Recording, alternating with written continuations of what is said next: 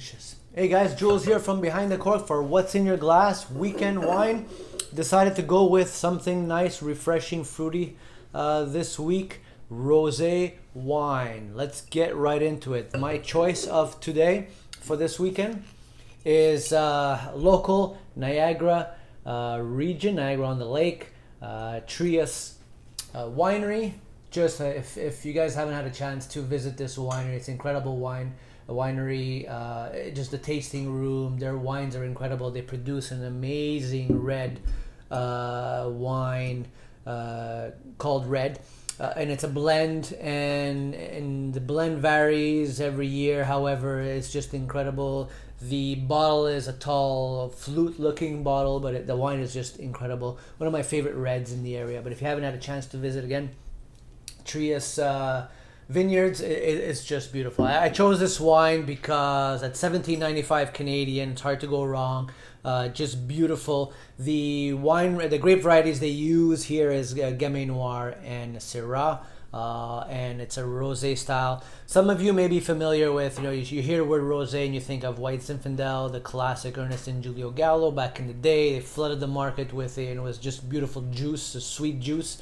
This is not the sweet juice. So the rosés that you'll find out there, and especially now in this period, springtime, your liquor stores will probably be loaded with a bunch of different rosés from Provence all the way to just everywhere in the world, and you'll find some really good varieties. So I like to stick to local just to kind of get some flavors of the terroir in the Niagara region. Just beautiful, producing some really good wine. So the reason why I chose this is just, again, the winery itself is just beautiful.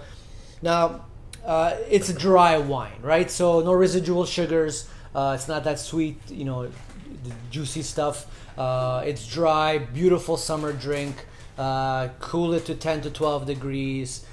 Goes really, really well with pizza and hors d'oeuvres, and just think of patio weather. You don't want to overpower the wine. Obviously this is I want to say it's an appetizer type drink. So if you're having cheeses, you're having crackers, you're having pizza, you're having bite-sized meals, this is the rosé is the perfect wine.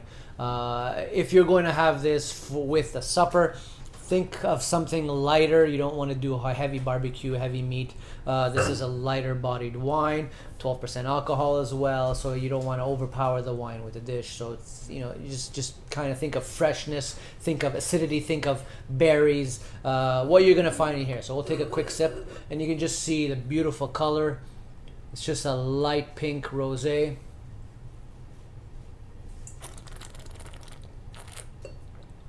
No, the aroma is going to get beautiful red berries, strawberries. The flavors are just typical grapefruit. If you love grapefruit, this is going to be your wine.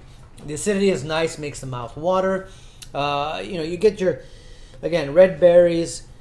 You're going to get your slight spiciness at the end. However, it's dry. It just refreshing and invites you to the next sip.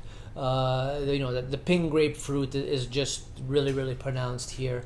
And it's just gorgeous in terms of wine, and the color is just beautiful. Crowd pleaser for sure. At the price point, hard to go wrong.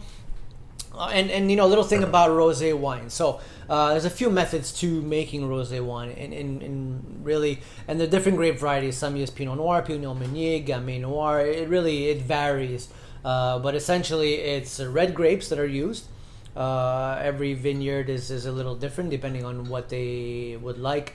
My personal favorite when I go, it's not the case here, but my personal favorite when I go for rosé wine is rosé wine made from Cabernet Franc, because I love the floral, violet, beautiful flavors of Cabernet Franc. So when it's made in a rosé, it just explodes. So that's one of my favorites.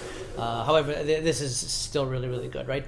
So a couple of methods. One is you'll use the red grapes. And what you'll typically do is press the red grapes, and then it's a short period of time. So again, if anybody had a chance to rip open a grape, a vine or a wine grape, it's clear on the inside, right? So all the color comes from the skin, if you didn't know that, right? So essentially, if we talk about champagne wine, 2 out of the 3 grapes, Pinot Meunier, Pinot Noir, and Chardonnay. 2 out of the 3 are red grapes. And you say, well, how do we make champagne from red grapes? Well, there is no skin contact, so the color is not leached into the wine. So this is how rosé is produced. The red grapes are pressed one way, where pressed. The hang time with the skins to get just enough color here can vary anywhere between 12 and 24 hours. It is usually a few days for red wine to really extract the flavors. But with rosé, it's very short. Another way is just to put all the crush the grapes, put them all in a big vat, and then just it's called saigner method, French method of doing. It's basically bleeding. You're gonna bleed the bottom of the tank and get just the first juices, you would say, from the grape variety, and that first juice is obviously not as red in color and would be rosé or pink. So that's how typically it's done in France. So depending on how it's done, different wineries, in the end it's always red grapes that are needed to give that slight color. Some rosés are a little bit more are darker, some are a little bit more lighter. It's just really try different things. But again, I always talk about grape varieties. If you like Cabernet Franc, if you like Syrah, if you like Gamay, if you like Pinot Noir, try to opt for the rosés that are made from those same grape varieties, because you'll get the similar flavor, especially if it's from the same country or region, right? So that's it. I mean, this is nice. I mean, the aromas are really, really inviting here. So I mean, this is a perfect patio wine, and that's about it for. Hopefully you guys like this wine for this weekend. Again, Trius Red. If any comments, likes, please follow. One thing I did want to mention, I just released, for anybody in the GTA, and apologize for anybody outside the GTA, but to preserve the freshness of the meals, I just launched yesterday weekly meals that I'm going to change every week or 2 weeks. Right now I have 4 different meals that are up there. There's a link in my bio. I'm basically going to deliver them myself, take orders up until Friday, then deliver the meals on Sunday. You have a choice of 4 different meals, everything from beautiful trout all the way to a nice couscous and or pasta with chickpeas. Just fresh menu, local food produce as we head into the spring and summer. Those dishes are going to be even more creative, so I want to bring that to you guys. So again, check it out, link in bio. If you're from the GTA, try to get a price point that is really to bring you the freshness and take advantage of these meals. I love to cook, and I want to bring my meals to your home. You can grab them either for weekly meals, they freeze very, very well, or you just kind of vary them throughout the week. But I'm going to be changing the menu, changing meals. You'll see that up throughout the period, but hopefully you guys take advantage of that.